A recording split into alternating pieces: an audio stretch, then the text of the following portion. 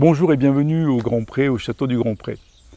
Le château du Grand Pré, c'est un grand château provençal, emblématique, vous le verrez, de beaucoup de choses dans les arts décoratifs, dans les premières activités industrielles, dans les histoires des familles provençales. Et pourtant, il y a 3 ans de ça, il était voué à la ruine, il était sur le point de s'effondrer. Et c'est un immense coup de cœur qui a fait que nous sommes engagés, que nous l'avons acheté en 2019 et que nous avons lancé ces grands travaux de restauration titanesques, peut-être un petit peu déraisonnables, mais dont on commence aujourd'hui et j'espère, vous le verrez dans ce film, commence à porter de véritables fruits. Nous avons sauvé le principal. Alors je vous engage à me suivre, à rentrer dans le château. Vous êtes ici sur la façade d'époque Louis XIV, 1678, date de première construction du grand château qui succède à une petite demeure seigneuriale. Nous sommes en plein Luberon, nous sommes à Vitrolles-en-Luberon, nous sommes en face de la Sainte-Victoire, à 40 km d'Aix-en-Provence. Suivez-moi.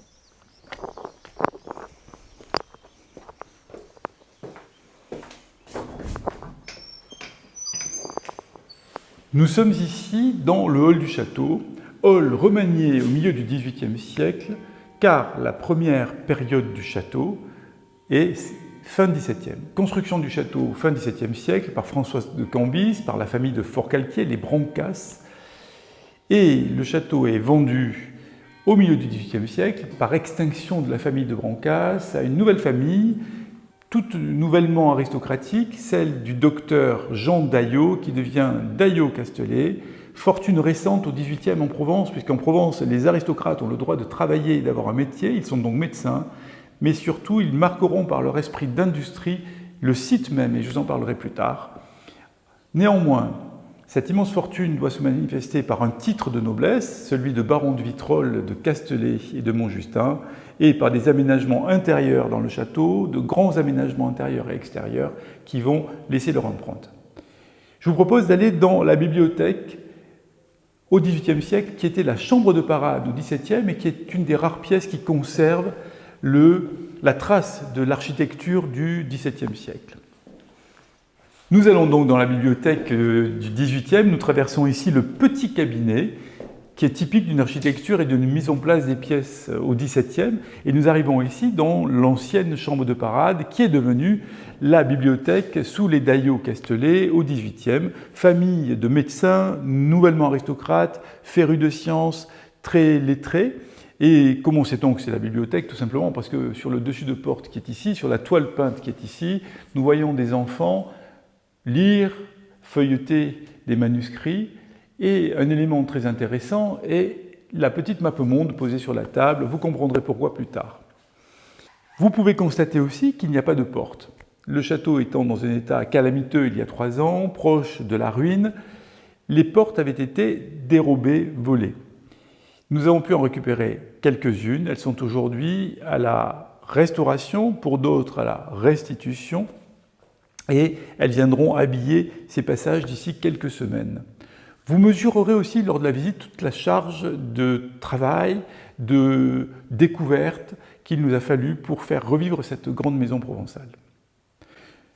À ce sujet, je voudrais vous faire voir 2 photographies qui vont pouvoir vous faire comprendre à quel point le château était en mauvais état, puisque vous pouvez le constater sur cette photo, qui est la façade sud, que vous découvrirez tout à l'heure. Et sur cette même table, un très joli florilège des écrits du XVIIIe qui concernent le château. Vous avez ici ce qui a fait la fortune des Daillot-Castelet, le traité de la vraie cause des maladies et la manière de les guérir, le médicament universel qui a fait la fortune des Daillot-Castelet et qui a permis d'aménager et de donner toute sa magnificence à ce château au XVIIIe siècle. Je vous propose donc maintenant d'avancer dans les parties plus XVIIIe, de la seconde moitié du XVIIIe siècle, qui caractérisent ce bâtiment. Nous sommes ici dans la salle à manger, qui n'est pas la pièce la plus chargée en termes de gypserie, de décor, mais qui est celle qui est la plus significative de ce qui s'est passé au milieu du XVIIIe siècle dans le château. Avoir une salle à manger à partir du milieu du XVIIIe siècle, c'est quelque chose de follement contemporain, de très branché, dirait-on aujourd'hui. Et c'est la raison pour laquelle cette grande salle, qui était une salle à vivre au XVIIe siècle, qui était la salle, c'est comme ça qu'on l'appelait, est devenue salle à manger. Jusqu'au XVIIIe, on dresse la table dans une pièce ou une autre. À partir du milieu du XVIIIe, on a une salle à manger. Et cette salle à manger, aménagée par les daïos, se veut d'un style tout à fait nouveau, puisque vous avez des compartiments sur les murs qui paraissent très raides, très simples, avec des décors de vases à l'antique au-dessus des portes, et qui rappellent tout simplement qu'en 1745, on découvre en Italie la ville de Pompéi, et que l'ensemble des décorateurs français s'entichent du style classique. On abandonne le baroque, on revient au style classique, au style grec, et cette salle à manger est l'une des rares salles à manger de style néo-grec, c'est-à-dire 1760-1770, en Provence.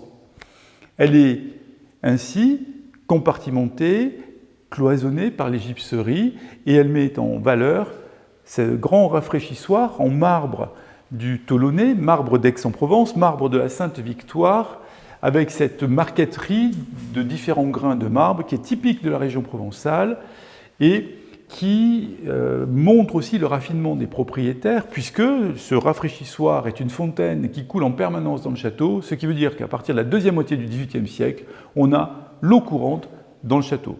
Elle est alimentée par une citerne qui est dans les caves. Autre élément remarquable, c'est ce poêle, car les poêles dans les châteaux en Provence ne sont pas très nombreux.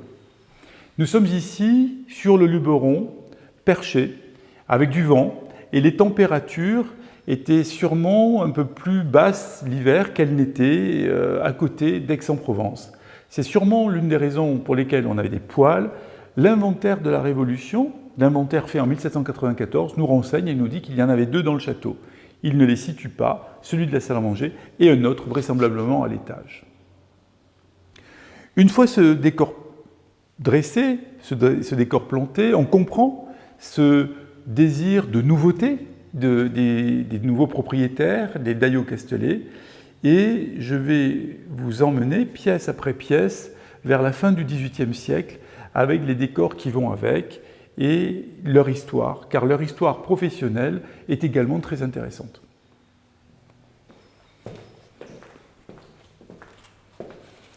Un petit arrêt ici, vous voyez que les embrasures de porte en noyer n'ont pas encore été restaurées.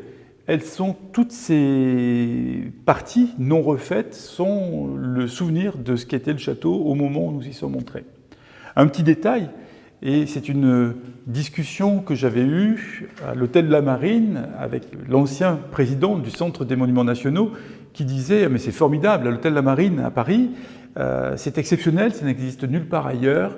Il y a au moins 70% de ce que vous voyez qui est origine du XVIIIe siècle. » Et j'avais esquissé un petit sourire et j'ai dit « Non, moi je connais une maison en Provence où on est sûrement au-delà de 80% qui date du XVIIIe siècle. » C'est au Grand Pré. Pourquoi ? Parce que cette famille de médecins qui avait fait fortune au XVIIIe a complètement perdu la mémoire, a perdu sa position sociale après la Révolution et a respecté ce château comme un véritable sanctuaire de ce qu'avait été leur splendeur passée, jusqu'à la fin du XXe siècle, sans ne jamais rien toucher. C'est ce qui explique, malgré le mauvais état du château, la fraîcheur de certains décors qu'il nous a fallu évidemment restaurer, remettre en état et ne pas abîmer par la restauration. Alors ici, vous êtes dans un salon néoclassique, fin Louis XV, on est à l'époque, pour fixer un petit peu la chronologie, on est à l'époque entre Madame de Pompadour et Madame du Barry, et nous avons mis deux tapisseries, d'après François Boucher, qui évoquent la Chine, puisque la famille Daillot commerçait son remède miracle avec le monde entier, les Amériques et la Chine. Sinon, on peut effectivement constater que ces décors de gypserie, qui sont encore relativement sobres dans ce salon, marquent bien le début de l'ère Louis XV, avec des lignes droites qui sont, pour ce dessus de porte par exemple, très différents de ce que vous avez pu constater dans la bibliothèque. On finit le baroque, finit les effets de surcharge et de courbe, on revient à la ligne droite, tout en gardant malgré tout une légèreté et une joie de vivre que l'on retrouve toujours dans le XVIIIe provençal. Je vous invite à poursuivre, et en poursuivant, vous voyez que le plan général du château est une enfilade. C'est-à-dire qu'on est typiquement dans ce que l'on fait au XVIIIe siècle, les enfilades de pièces pour pouvoir avoir des transparences de lumière, pour pouvoir suivre comme ça le cours des choses. Et cette enfilade est réservée la plupart du temps aux propriétaires, puisque vous découvrirez dans les parties qui ne sont pas encore refaites les circulations des domestiques. Ce château présente une caractéristique, c'est que l'on a créé dès le XVIIIe siècle, des circulations spécifiques pour la domesticité. Cela prouve un nouveau mode de vie. On ne vit plus avec les domestiques autour de soi, on vit dans l'intimité. Tout le monde connaît bien les petits appartements à Versailles et le désir de la reine Marie-Antoinette de s'isoler. On le retrouve également chez l'aristocratie provençale avec ses créations de circulation pour les domestiques. Bienvenue dans ce dernier et très beau salon, sûrement le plus beau du château, ce qui a motivé l'État à classer le monument, parce que vous allez avoir ici un véritable florilège de gypseries, la quintessence de ce que l'on peut trouver en Provence en termes de décors de plâtre sculpté. La gypserie n'est pas du staff. Quelle est la différence? La gypserie, c'est une sculpture sur place, c'est-à-dire que l'artisan gyppier prend une petite masse de plâtre qu'il fixe au mur et qu'il sculpte ensuite. Le staff, qui apparaît au siècle d'après, c'est un moulage de plâtre qui est fait en atelier et qui est collé sur les murs, donc moins de virtuosité et finalement moins d'humanité dans ce que l'on va revoir dans les décors. Alors cette pièce, elle est assez incroyable, puisqu'elle nous rappelle aussi à quel point le XVIIIe siècle est moderne et contemporain, à plusieurs niveaux. Nous allons commencer par les dessus de porte, et vous voyez ici une scène qui représente le dieu Hermès ou le dieu Mercure, dieu de la médecine. Le vase avec le serpent est là pour le rappeler. Et ce dieu de la médecine, pourquoi? Car il est le symbole de l'activité de cette famille de médecins qui s'est enrichi et qui est devenu noble. Et ce dieu de la médecine écrit sous la protection de deux femmes, l'une qui symbolise la paix, celle qui a le pied sur le lion, elle maîtrise le lion, c'est la force, elle le maîtrise, l'autre qui symbolise la justice. Ça c'est intéressant parce que si l'on avait été sous Louis XIV, sous la Fronde, les Daillot Castellet anoblis auraient mis un portrait de Louis XIV pour dire leur allégeance au roi. On est ici à la deuxième moitié du XVIIIe siècle, les Lumières sont passées par là, le grand raffinement dans l'expression est également courant, et l'on présente son allégeance au roi sous une forme allégorique. Ceci signifie que si la famille a pu faire fortune, si elle a pu développer son médicament et si elle a pu s'épanouir, c'est parce que Louis XV fait régner la justice et la paix dans le royaume. Une fois que l'on a dit ça, on va arriver à une autre allégorie qui sont les valeurs de la famille. Et ça existe encore aujourd'hui.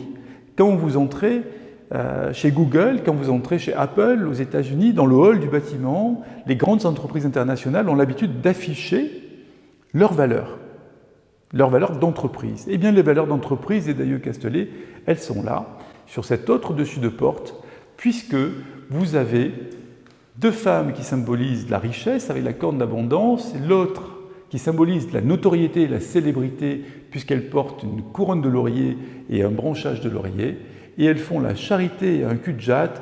Et l'intérêt de cette gypserie, c'est qu'elle est tellement fine, tellement travaillée, comme on voit encore tout le détail des visages, des toges, des pièces qui tombent dans l'écuelle du cul-de-jatte. Il faut préciser que les grands tableaux de cette pièce n'ont jamais été peints. Ils sont tels qu'ils ont été faits au XVIIIe. Dans la restauration, ce fut véritablement une question de fond. Il ne fallait pas repeindre les gypseries, il fallait les sauver, les restaurer. Elles étaient prêtes à tomber à un moment donné, sans pour autant que l'on ait besoin de peindre pour dissimuler la restauration, parce que la peinture aurait empâté les détails, aurait dissimulé les détails, et qu'elles sont d'une précision extrême.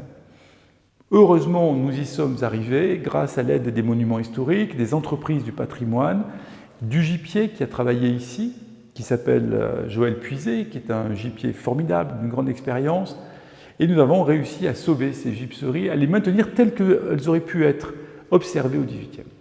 Une fois qu'on a vu ces deux grands tableaux, vous pouvez noter, sans rentrer dans le détail, des dessus de miroirs, et ces dessus de miroirs symbolisent les 4 saisons. Très simplement, au XVIIIe, ou toujours dans les châteaux, l'hiver est symbolisé au nord, l'été est symbolisé au sud, le printemps à l'est et l'automne à l'ouest. Enfin, vous pouvez voir dans des rosaces des enfants, des petits angelots qui créent des scènes, une pour symboliser les arts. La famille voulait dire qu'elle s'intéressait beaucoup à l'art, aux arts libéraux, la peinture, la sculpture, la musique. On peut lire sur la partition encore les notes de musique. Nous n'avons pas encore essayé de savoir ce que ça pourrait donner si on la jouait, mais on peut lire la partition. Sur cette rosace centrale, la petite mappemonde qu'on a dans la bibliothèque là-bas, qui revient, parce que c'est une allégorie du commerce maritime. Et la famille Daillot vendait son remède miracle au monde entier, dans le monde entier, à l'époque. Enfin, une petite scénette qui nous a posé problème, parce que l'on a ici 3 anges qui supportent un rapporteur sur lequel on peut voir toutes les graduations de tous les angles, et c'est d'une finesse incroyable. Et c'était une grande interrogation que de se demander pourquoi un rapporteur, quel était le sens de ce rapporteur. Finalement, nous avons compris les choses grâce à Versailles, car le rapporteur symbolise l'outil du jardinier au sens du XVIIIe siècle, c'est-à-dire celui qui dessine le paysage, celui qui dessine le jardin, pas celui qui y travaille en permanence. Et ce rapporteur signifie une chose très intéressante. C'est que le grand jardin du château n'est pas dans le grand axe du paysage. Vous verrez tout à l'heure, nous sommes ici face à la Sainte-Victoire, la montagne de Cézanne, avec une très belle vue sur la face nord de la Sainte-Victoire. Et pourtant, le grand jardin est obligé d'épouser la pente, la déclivité, et se met dans un autre axe. Tout a été calculé, les angles ont été calculés, et ce rapporteur nous rappelle cet épisode de l'aménagement du jardin avec tous les calculs d'angles qui avaient été créés pour donner un jardin le plus harmonieux possible et qui s'intègre dans le paysage. Une des choses également dans ce château qui est formidable, qui est remarquable, c'est que nous avons encore toutes les cheminées du XVIIIe qui, malgré les assauts, les cambriolages, ont résisté. Et c'est une cheminée typiquement provençale. Ça, c'est du Louis XV, Louis XVI, typiquement provençal, en marqueterie de marbre, marbre porteur noir, marbre jaune, marbre blanc. Ça, c'est typique de la région d'Aix-en-Provence. Et ça signe la localisation géographique du bâtiment dans lequel nous sommes. Vous êtes donc ici dans un salon qui est un salon qui vise à impressionner les visiteurs, mais qui est aussi le dernier salon de l'enfilade. Et il faut savoir qu'en Provence, au XVIIIe, on réserve les plus belles pièces aux visiteurs que l'on apprécie, ceux que l'on aime. C'est-à-dire que si l'on ne vous connaît pas, ou si c'est une pure visite formelle, on vous accueillera dans les premières pièces du château. Si on vous apprécie beaucoup, si vous êtes un intime, on vous emmène jusque dans le dernier salon où la décoration est la plus exubérante, ou la plus raffinée, la plus démonstratrice. Et pour finir cette enfilade du rez-de-chaussée, on est à la fin du XVIIIe siècle, on aime s'isoler, on aime les petits appartements, et donc on termine cette enfilade par un boudoir qui est absolument ravissant, puisqu'il est l'évocateur de la Provence dans tous ses décors. Tout est très simple, mais on voit ce merveilleux travail de gypserie avec ces feuilles d'olivier qui courent partout, les feuilles de vigne qui courent au plafond. Le plafond est plus bas, et vous devinerez pourquoi tout à l'heure. mais il donne de l'intimité. C'est l'endroit où on vient s'isoler pour réfléchir, pour lire, pour se reposer, sans être confronté à la foule qui peut vivre dans un château. Un détail, le village aujourd'hui compte 190 habitants. Au XVIIIe siècle, il en comptait 450. Pourquoi? Parce que le château et la fabrique du médicament, voilà pourquoi ce château est aussi intéressant, faisaient vivre 450 personnes, presque 3 fois plus qu'aujourd'hui. Et donc on peut très bien imaginer que les propriétaires avaient besoin, comme à Versailles, la reine voulait s'isoler au Petit Trianon ou dans ses petits appartements, les propriétaires avaient un besoin d'intimité et de s'isoler dans certaines pièces du château. Peut-être que vous allez emprunter maintenant les circulations des domestiques et arriver dans d'autres pièces par des voies un petit peu détournées. Je vous y engage, venez avec moi.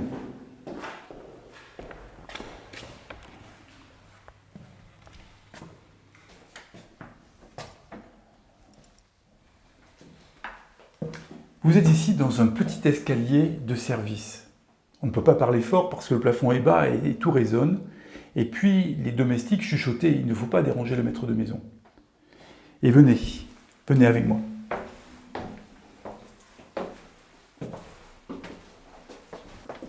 Nous sommes là dans une partie encore sombre parce que les travaux n'ont pas encore avancé et ne sont pas encore à leur terme, nous ne sommes pas éclairés, nous sommes presque à la lumière de la bougie et nous montons comme le valet de pied, comme le maître d'hôtel aurait pu monter. Son appartement était ici, vous voyez la hauteur qui est à peine 2 mètres, même pas, au-dessus de nous. Et nous allons continuer parce que si M. Daillot Castelet appelle, il faut pouvoir accéder directement à sa chambre.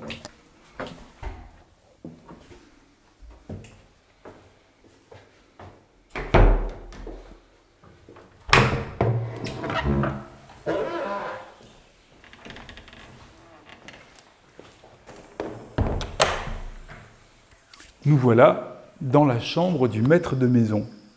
Nous y avons accédé comme si nous étions le valet de pied, le maître d'hôtel ou un domestique qui viennent répondre à la demande du baron de Vitrolles. Cette chambre, elle est tout aussi remarquable par les décors qu'elle présente au plafond. Et bien sûr, on retrouve ces fleurs incroyables. Nous avons dans le château 300 types de fleurs différentes sculptées dans le plâtre. Nous pensons que le gibier qui a travaillé ici au XVIIIe s'appelait Cauvet et qu'il avait travaillé pour le comte d'Artois, aixois d'origine, parti à Paris, revenu et avec une très belle clientèle provençale qui lui demandait des choses incroyables comme ses fleurs et ses décors. Et il fait évidemment, parce que le nouvellement aristocrate baron de Vitrolles fait faire au-dessus de son lit une rosace avec 2 anges qui portent ses initiales, Jean-Gaspard Daillot, et une couronne de baron. On a une profusion de feuillages sur les trumeaux, sur les retombées dans les angles, et nous sommes ici dans un style typiquement en fin du règne de Louis XV, début du règne de Louis XVI, où la légèreté et la pureté du Louis XVI commencent à s'imposer à tous ces très très beaux décors d'époque Louis XV. Je suis entré par la porte du valet de pied, par la porte des domestiques, mais le domestique pouvait parfaitement aussi être amené à aller travailler dans le cabinet de la robe, le dressing, on dirait, au XXIe siècle, de M. Castelet. Nous arrivons donc dans le dressing du maître de maison.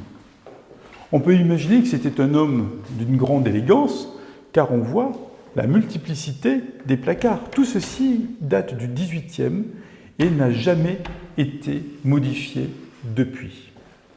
Si le domestique ne doit pas passer par la chambre du maître de maison, il peut toujours retrouver le petit escalier dissimulé par cette porte.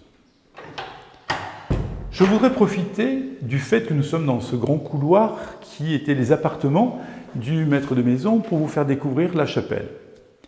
La chapelle aujourd'hui, elle n'est pas assez accessible. Elle fait partie de l'aile du château qui est encore semi-écroulée. C'est une très belle chapelle de style néoclassique comme beaucoup de pièces dans ce bâtiment. Elle ressemble de très loin, et toute proportion gardée, à la chapelle du Petit Trianon. Et on va pouvoir l'observer par cette fenêtre. Pourquoi une fenêtre? Parce que la chapelle existait au XVIIe siècle et elle a été incluse dans le château lors de son agrandissement au XVIIIe, et on a gardé cette fenêtre pour venir découvrir cette très belle structure avec des pilastres, l'emplacement de l'autel et surtout des très belles gypseries de part et d'autre de l'autel qui sont des gypseries qui symbolisent, qui présentent des objets du culte, un goupillon, un encensoir, un dé au-dessus de l'autel, un ostensoir, tous les éléments du culte qui sont présentés ici sous forme de ce qu'on appelle une chute d'objets de culte, avec un très grand nœud et une très belle démonstration. C'est un très beau travail de gypserie dans une chapelle de la fin du XVIIIe en Provence. Le reste, il est rythmé par ces grands pilastres à chapiteaux corinthiens que l'on retrouve dans les très belles églises de la fin du XVIIIe, toutes ces églises qui ressemblent à des temples antiques. Rappelez-vous l'église de la Madeleine à Paris. On revient à la forme d'un temple antique pour faire une église. Maintenant que nous avons visité les appartements du maître de maison, allons visiter ceux de la maîtresse de maison, Marie-Thérèse de Condorcet, nièce du grand philosophe qui avait épousé Jean-Pierre Gaspard Daillot, les derniers Daillot-Castelet aristocrates qui vivent ici à Vitrolles avant la Révolution, et ce sont les derniers qui verront la splendeur du château avant que la grande révolution arrive et n'efface tout ce qui avait pu exister.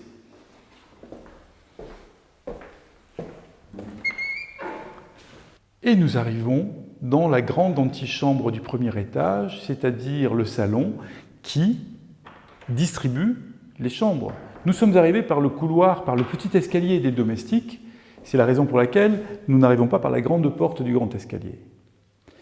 Ce grand salon est un salon début XVIIIe, qui a été légèrement retouché par les Daillot-Castelet, qui peut être un salon d'été, puisqu'il est orienté à l'ouest, et l'été, on est plus au frais dans cette pièce. On retrouve toujours, évidemment, les gypseries. Ici, des gypseries début XVIIIe. On retrouve les décors laissés par les Brancas à la fin du XVIIe et au début du XVIIIe siècle. Et je vais vous emmener dans la chambre maintenant de la maîtresse de maison, car en termes de gypserie, vous allez voir ce que vous allez voir. Nous arrivons donc dans la chambre de la maîtresse de maison. Fin du XVIIIe siècle, Rousseau, le pastoralisme, la nature bienveillante, le rêve d'un paradis, d'un jardin rêvé, d'une Arcadie perdue. Et ça se retrouve sur tous ces dessus de porte qui sont quasiment, c'est pas du haut relief, mais ce n'est pas du bas relief, qui sont très ensaillis et qui montrent des scènes tout à fait pastorales, dignes de ce que l'on aimait à la fin du XVIIIe siècle. C'est un tableau de Jean-Baptiste Pillemont, cette gypserie. Et des choses qui sont assez intéressantes, c'est que l'on voit apparaître dans la chambre de la maîtresse de maison les enfants. Les enfants apparaissent sur les gypseries, on a des scènes de maternité, dans toutes ces dessus de porte-là. Par exemple, on a ici un chevalier, un cavalier, avec un cheval qui traverse une rivière et qui vient parler à un berger. Ce qui marque aussi, ce qui est intéressant, c'est de voir que ces décors sont ici encadrés par les mêmes rosaces que l'on a dans le salon Louis XIV. Ça veut dire une chose, c'est que le gypier, ce qui a fait la forme centrale, le décor central, la scène centrale, a maintenu la globalité du décor qui existait auparavant. Mais ça veut peut-être dire aussi, nous sommes dans des supputations, que la transition entre le style de Louis XV, le style Louis XVI en Provence comme ailleurs, ne s'est pas faite de façon très brutale. C'est-à-dire qu'il y a des pièces du château où l'on a voulu être un petit peu radical, et on fait une décoration néo-grecque très structurée, et puis dans le reste du château, on fait comme on fait partout ailleurs, c'est-à-dire qu'on passe tranquillement du Louis XV au Louis XVI. Les courbes sont encore présentes à certains endroits, mais les thèmes de décor sont plutôt Louis XVI. C'est ce que vous avez ici. La nature est omniprésente avec toutes ces guirlandes de fleurs, ces retombées, ces feuilles de laurier, ces fruits, et une décoration typiquement féminine, ce qu'on pouvait avoir dans une chambre de grande aristocrate de la fin du XVIIIe, avant les années 1790. Et vous allez voir que dans le boudoir, maintenant, de la maîtresse de maison, on cerne un peu sa personnalité, parce que les gypseries nous renseignent sur ses goûts.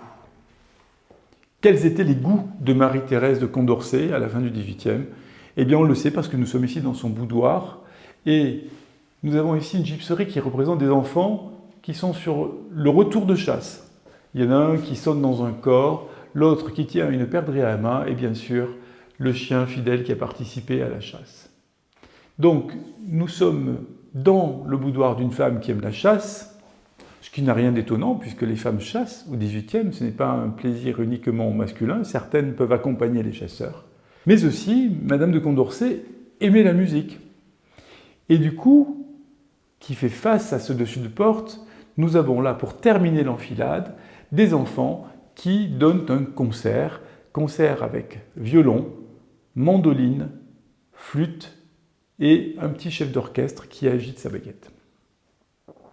Ces gypseries, ici dans cette chambre, de la même façon que les très belles que vous avez pu constater en bas, ont leur restauration parce qu'elles étaient dans un état calamiteux. Elles avaient été, celles-ci, badigeonnées de peinture à l'huile chimique au XXe siècle. Nous avons eu beaucoup de mal pour les restaurer et cette restauration nous a valu un prix de la Fondation Mérimée, le prix Sotheby's pour la restauration de décors intérieurs. Et nous en sommes bien sûr très fiers. Nous quittons les appartements de Madame de Condorcet pour aller dans une partie bien plus ancienne du château et en bien moins bon état. Nous voilà à nouveau dans le grand escalier du château. La boucle est bouclée, nous avons accédé au premier étage par un petit couloir, un petit escalier de service, et nous revenons dans la partie centrale du château. Le grand escalier montre encore toutes les parties qui sont en travaux, parce que c'est un long chantier que de faire revivre un tel bâtiment. Et vous pouvez admirer cette grande rampe en fer forgé, qui est absolument exceptionnelle, qui n'a pas encore fait l'objet de restauration, mais qui est absolument exceptionnelle, avec ses motifs typiquement Louis XVI, mais qui est un véritable prodige de la ferronnerie 18e provençale. Et l'autre prodige, c'est qu'elle persiste, parce que sous la Révolution et après, beaucoup de rampes de châteaux ont été démontées et fondues, et ici, elle reste encore là. Elle pose également une autre question, en tout cas, elle ne pose pas une question, elle nous donne notre information, c'est qu'une telle rampe, avec un tel degré de raffinement, nous convainc que nous sommes dans un grand château raffiné et que nous ne sommes pas dans un simple château de campagne. Nous revenons bien sûr sur la chapelle, mais là, par l'aspect chantier, le passage de la chapelle qui était effondré et qui fait l'objet aujourd'hui de toute la restauration. Nous recréons les passages, nous consolidons les murs afin de pouvoir remettre toute cette partie en état, car l'eau rentrait de toutes parts et menaçait les décors, menaçait les murs, menaçait les toits. Enfin, parce que le château a une origine de la fin du XVIe et du début du XVIIe, je vais vous emmener dans la pharmacie.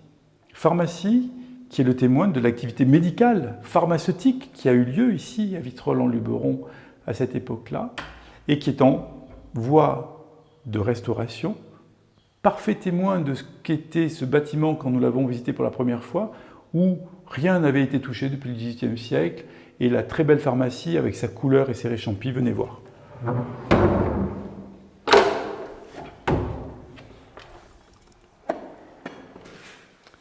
Nous sommes ici dans une des premières pièces voûtées, reliquat, témoin du bâtiment du début du XVIIe siècle. C'est autour de ce bâtiment que le grand château du Camp-en-Pré s'est développé, d'abord sous Louis XIV avec Françoise de Cambis-Brancas et la famille de Forcalquier, ensuite au XVIIIe avec les Daillot-Castellet. Nous sommes en train évidemment de restaurer, les voûtes ont été restaurées, et nous retrouvons sous la noirceur de la suie, des cheminées, des choses comme ça, ces enduits de plâtre qui ont toujours un peu cette couleur un peu beige rosé et ces murs que nous sommes en train de remettre en état. Mais surtout, ce premier petit cabinet anticipe la belle pharmacie.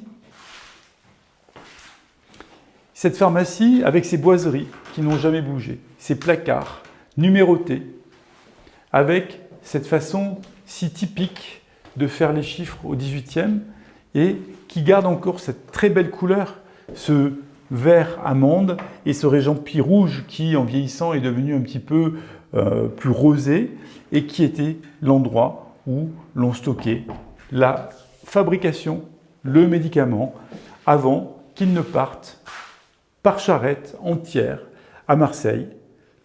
De Marseille, le médicament ensuite allait à Strasbourg, Avignon, Amsterdam, pour prendre la mer et gagner le monde entier, la Chine et l'Amérique. Et depuis cette pharmacie, nous avons, et vous allez réaliser le travail qui a pu être le nôtre en 3 ans, qui est absolument intense, c'est les restes du château, les communs, qui sont encore aujourd'hui effondrés, à l'état de ruine, qu'il va nous falloir non pas reconstruire en totalité, mais sécuriser pour arrêter l'effondrement des grands bâtiments que vous découvrirez, ces grands bâtiments ruraux et industriels de la fin du XVIIIe siècle qui existent encore derrière le château.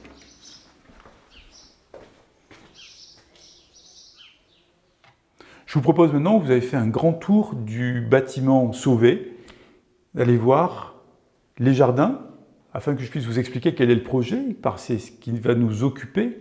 Si le château s'appelle château du Grand Pré, c'est parce qu'au XVIIe, quand il a été aménagé, quand les jardins ont été aménagés, il faut se mettre à la place du voyageur qui arrive d'Aix-en-Provence, qui arrive de Manosque, et qui a pris des chemins de terre, s'est asséché par l'été provençal, et qu'il arrive sur un grand jardin de château, au détour d'une courbe, d'un virage, avec des jets d'eau, avec des bassins, avec une vraie luxuriance qui démontre l'importance des habitants du château. Et cette surprise crée le nom du château. Le Grand Pré, c'est le grand jardin, c'est ce grand espace que je vais vous montrer.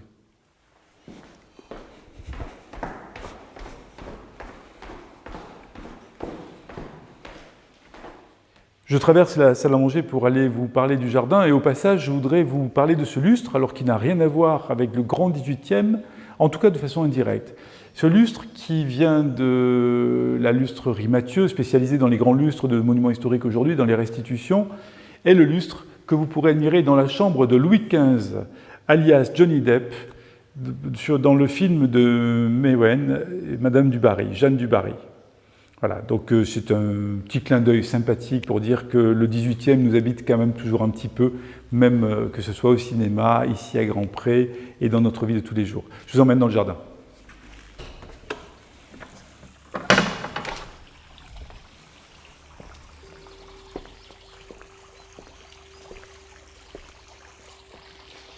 Nous sommes ici sur la terrasse sud du château, celle qui a été aménagée, agrandie, pensée au XVIIIe siècle. Elle répond à une grande allée cavalière avec un portail à son extrémité qui est devenu l'accès principal du château à la fin du XVIIIe, alors que sous Louis XIV et début du règne de Louis XV, l'accès se faisait par le village et par le grand portail ouest. Cette grande allée a été voulue par les Daillot Castelet avec la mise en scène qui va avec et qui est celle des grands jardins. Ce grand jardin, je vais vous en parler, vous allez me suivre, on va le voir par en haut, est un jardin de terrasse, un jardin qui est un mélange de jardin à l'italienne et de jardin à la française. En Provence, on n'est pas très loin de l'Italie, puisque l'on a des génoises en haut des maisons, c'est-à-dire cette façon de traiter le débord de la toiture venu de Gênes, avec cette succession de tuiles. Eh bien, on a des génoises, on a des jardins à l'italienne. Qu'est-ce qui qualifie le jardin à l'italienne par rapport au jardin à la française? C'est que le jardin à l'italienne est souvent un jardin de terrasse qui se succède avec des éléments architecturaux comme des murs, des fontaines et un rythme particulier. La présence de l'eau y est absolument fondamentale. Évidemment, aujourd'hui, il faut avoir beaucoup d'imagination pour refaire vivre ce grand jardin. C'est pour nous la grande tâche qui nous attend maintenant, après avoir sauvé le château, c'est de recréer ce jardin. Nous sommes aidés en cela par Versailles, par l'école d'architecture de Versailles, qui a pu mettre en évidence tous les réseaux hydrauliques qui sont encore enterrés, tous les emplacements de fontaines. Vous pouvez voir par exemple en bas, ce grand bassin, cette trace, cette grande cuvette de forme chantournée, qui était le grand bassin qui terminait la perspective avec un grand jet d'eau en son centre, et qui recueillait évidemment l'eau qui descendait du Luberon. Les Brancas, quand ils ont construit le château, au XVIIe siècle, sont allés chercher l'eau sur les pentes du Luberon et les ont ramenés par ce que l'on appelle des minaos, des galeries. Ce sont des galeries maçonnées en pierre, en parfait état encore aujourd'hui ici, à Grand-Pré, et qui ramenaient l'eau de tous les versants pour que cette eau se concentre ici, crée un effet majestueux par toutes les fontaines et ce grand bassin en bas. Et au-delà de la route, au-delà du bassin, cette eau partait ensuite pour alimenter les vergers du château. Je vous parlais tout à l'heure du grand jet d'eau et de l'alignement et du rapporteur sur les gypseries du salon. C'est tout simplement parce que vous voyez la belle Sainte-Victoire de Cézanne là-bas, tout en fond de paysage, et une des grandes interrogations que nous avons eues avec Versailles, c'était de se dire pourquoi le jardin n'a-t-il pas été orienté vers la Sainte-Victoire, comme on le faisait au XVIIIe, c'est-à-dire orienté selon le grand paysage. Il est à angle droit avec le château et il longe l'arrivée de la grande allée du XVIIIe. C'est tout simplement parce qu'il a fallu calculer des angles très particuliers pour que tout soit mis en valeur et que le rapporteur a servi énormément à l'époque pour régler cette question-là. J'espère évidemment un jour prochain que si vous venez visiter le château, vous pourrez voir l'avancement des jardins. Ce serait notre plus grand vœu.